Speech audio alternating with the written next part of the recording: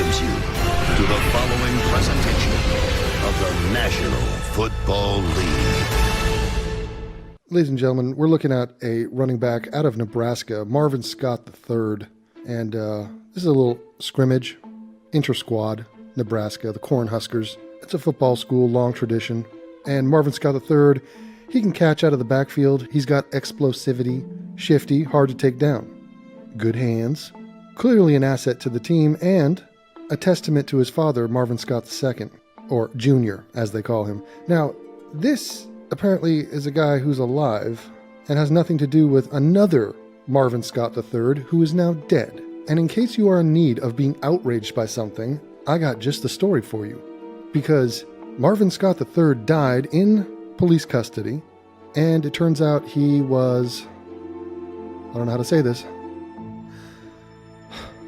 African American. Which probably means that he was killed in some sort of a racist modern-day lynching. Remember slavery, remember Jim Crow, redlining, segregation, and whatever else. But before we talk about what happened to Marvin Scott III, let's get you warmed up with some good old-fashioned anti-white content from TYT. We got a video here called White Privilege Alert, Texas Man Loses It on Protesters. So in case you're not sure of who the bad guy is in this story, it's the white guy. White Privilege Alert. We're in Texas, so let that feed into your preconception about what's happening here. Black Lives Matter protesters, upset about the fact that this Marvin Scott guy is dead, are blocking a highway. And a white guy who is just overflowing with white privilege doesn't like that his life is now halted by a bunch of dipshits blocking the street. Whose side are you on right now? Let's see what happens. Get the away!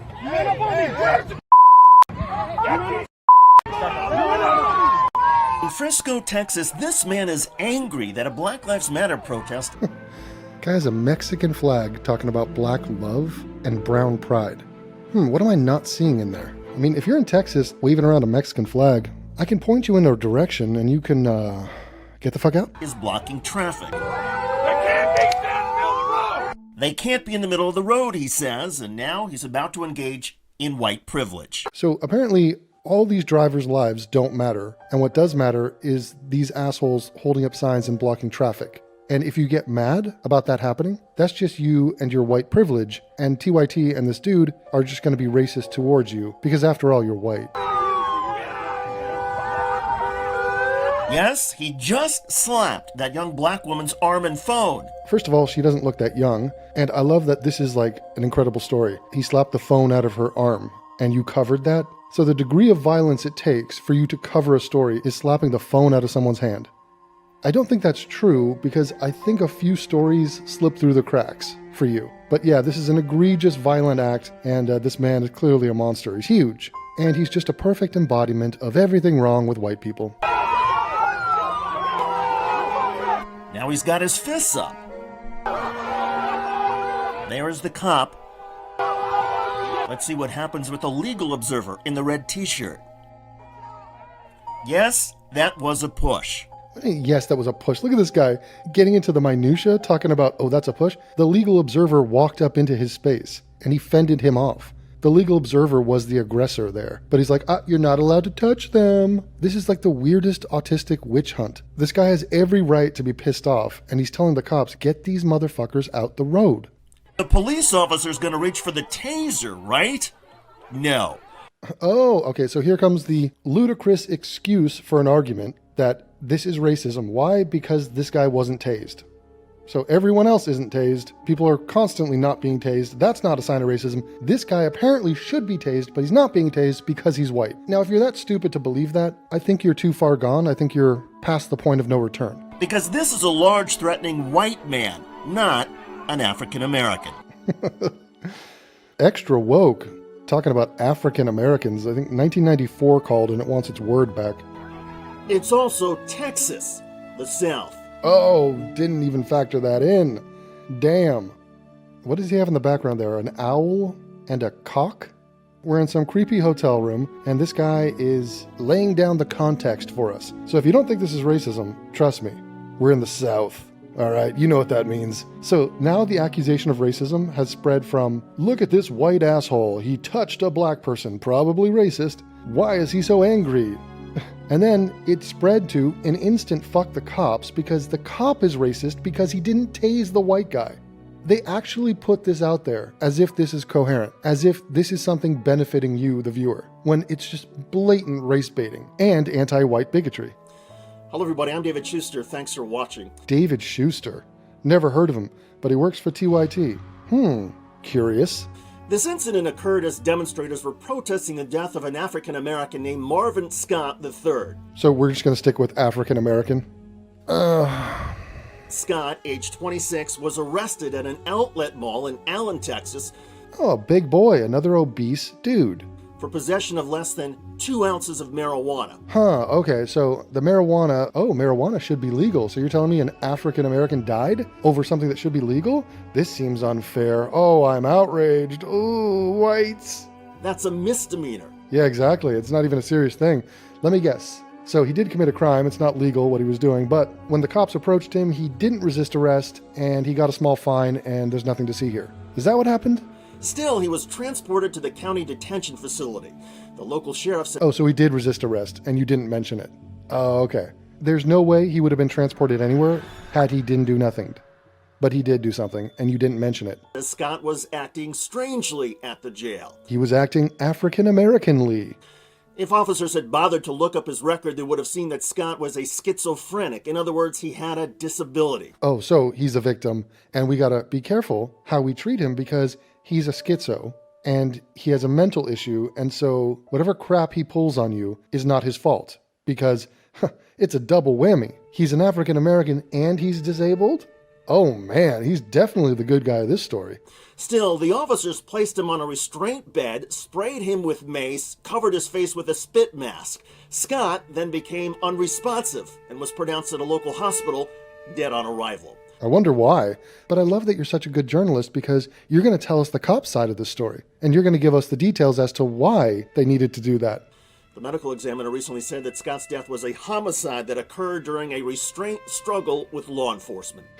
In quotes, homicide. Well, the problem with that is that a medical examiner cannot determine what is or isn't a homicide. And the medical term homicide gets used all the time, and this was spelled out in great detail in the Derek Chauvin case, that it states nothing about criminality.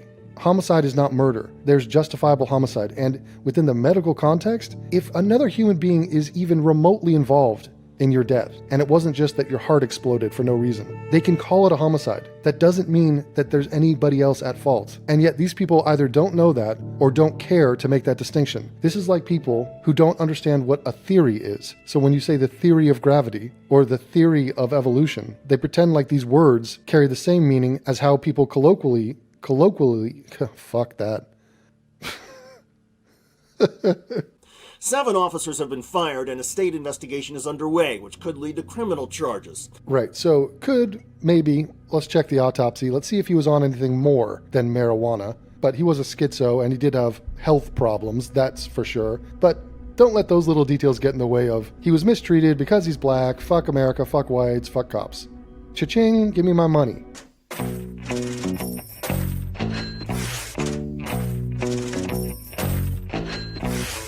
And the family wants their money too, no doubt. But it is interesting that these guys did get fired. So internally, they've seen the video and they fired 7 dudes. So I don't know if this is the department saying, look, we don't want a scandal. They're fired. Fuck them. I mean, it wouldn't be the first time that an institution has thrown its own people under the bus. Just like what happened to the guy in Atlanta, Rashard Brooks, committed a crime, resisted arrest, fought with the cops, took their taser, fired the taser at the cops shoot the guy, and the cop gets fired. Well, that got reversed. The local officials totally betrayed that cop, but then calmer heads prevailed, and he's been reinstated. So, hooray. By all accounts, this has been a huge local news story. There have been multiple news conferences by the Scott family and plenty of Black Lives Matter demonstrations. Most motorists at this particular intersection seemed to understand what was going on and waited patiently. Oh, so wait patiently for this mob of losers to bitch at you about something you have nothing to do with and vent their rage at the world while you're trying to get from A to B. But if you are off script and you are not into that, then you're the new target. But this jackass decided to get out of his truck and try to start something. I appreciate the argument that a cop's job in a volatile situation like this is to try and de-escalate things. And perhaps this officer was wise to stay cool and calmly guide the man away from the crowd. This is the point of the video where the guy realizes that 90% of the other things he says is that cops are too violent and cops should de-escalate. So he's sort of shooting himself in the foot by saying what this cop did was exactly what the guy wants him to do, but he still wants to race bait it. So now he's going to say, well, notice this guy's white, and let me just inflame everyone and say white people get special treatment because they're white, fuck the whites. Even though it doesn't make any sense at all. Even though the man had just slapped the arm of a woman recording him. But imagine if that had been a large black man who slapped the arm and phone of a young white woman. Would the police officer have been this restrained? Right, he probably is racist, guys. So this is like regressive fan fiction where he's making something up and hoping you get outraged about something that didn't happen. And I like that. Imagine if this was a black guy. If this was a black guy, we wouldn't be here. You wouldn't have made the video. And I like the concept that, have we ever heard of a big black guy attacking a white woman? Yeah, I wonder if that happens. In fact, let's run the numbers. Do whites attack black women more than blacks attack white women? Anyone care to research that? But apparently today, it's man bites dog, and that's the story. Don't ask any questions. If you'd like to watch the rest of this video, it's over at censored.tv. Go over there and sign up, but be sure to use the coupon code AIU to get... Hold up, wait. If you don't put in AIU as the coupon code, I get nothing. All right, you get a discount, so you save money. I don't even know how much. They change it. I have no control over this. If you don't put in AIU, I get 0. If you do, I get half. Gavin is a millionaire, multi-millionaire. I'm a multi-thousandaire. Do the math. Do what's right. I love you.